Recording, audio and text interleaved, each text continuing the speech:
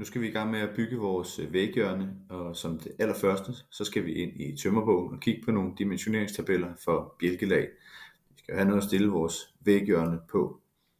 Når vi har gjort det, fundet ud af, hvor kraftigt sådan et bjælkelag skal være, så bygger vi det op her i en kassette. Der kommer en forklaring senere på, hvordan det er. Og efterfølgende, så skal vi ind og kigge på, hvad en let ydervæg består af. Når vi har været inde og kigge på det, så finder vi ud af, at vi skal have sat nogle stolper op. De her stolper er sammensat stolper. Det vil sige, det er stolper, der er bygget af 45-95 regler med en OSB-plade på. Det gør vi simpelthen for at spare på træet, så vi ikke skulle sætte massive stolper op, og så for at lave et lille ekstra mellemrum her til vores isolering, så det bliver endnu bedre isoleret. Stolperne bliver samlet til vægge med en bundrem og en toprem, således at vi placerer stolperne først på bundremmen. Derefter så lægger vi en toprem på. Det går ordentligt her. Og det samme gør vi naturligvis med den anden væg.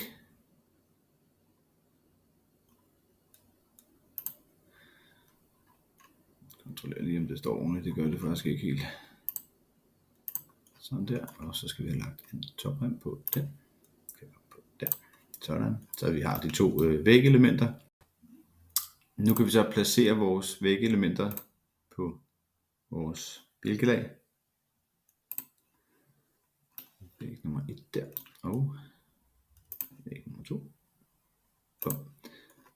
Og så skal de naturligvis fastgøres til bjælkelaget og skrues sammen efter alle forskrifterne. Så kan vi ellers bygge videre på vores projekt. Vi kan fortsætte indvendigt med at montere en dampspærre. Den har vi her i form af en grøn plastikdampspærre eller plastikfolie. De fås i mange forskellige afskygninger. Det kan vi kigge nærmere på, når vi undersøger regler og krav til dampspærre. Når vi nu har fat i dampspærren indvendigt, skal vi huske at sætte en vindspærre på udvendigt. Vindspærren og dampspærren skal kunne arbejde sammen i et forhold, der hedder 1:10. I det her tilfælde har vi valgt at bruge en vindpap. Det fås også i mange forskellige afskygninger. Det kan vi også tage, når vi kommer lidt længere frem i forløbet. Godt. Indvendigt skal vi så have forskallet til gips på den ene væg. Vi sidder per 45. Og vi skal have forskallet til Fermacell på den anden væg. Der forskaller vi til per 60. Når vi har gjort det, så skal vi selvfølgelig have noget gips på den ene og noget Fermacell på den anden. Vi putter noget Fermacell på den ene væg. Og det er jo et lag. Og på den anden væg, der sætter vi 2 lag gips på. Første lag og andet lag. Dernæst skal vi have noget gulv på. Her har vi valgt at lægge en gulvspån på først. Spånplader, det skulle gerne have illustreret med nogle spor til varmeslanger, men det gør vi nu ikke. Efter det, så lægger vi noget gulv på. Vi har valgt at bruge noget laminatgulv. Sådan. Og det sidste vi gør indvendigt, det er at vi sætter en fodliste på hele vejen rundt. Sådan. Så er vi færdige indvendigt. Udvendigt.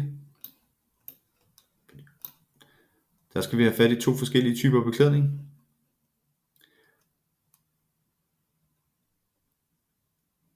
Så først og fremmest skal vi have nogle klemlister på. Vi skal have nogle afstandslister eller nogle ventilationslister. Vi kalder dem for klemlister.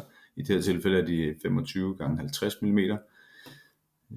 Når de fungerer som ventilation bag ved vores beklædning, kan de reelt gå helt ned til 12 mm i tykkelsen, men vi vælger at sætte 25 mm lister på her. På den ene side, der sætter vi en klinkbeklædning direkte på vores klemlister. Og på den anden side, der skal vi have noget lægte på, en udvendig lægte på, som kan bære vores lodrette beklædning.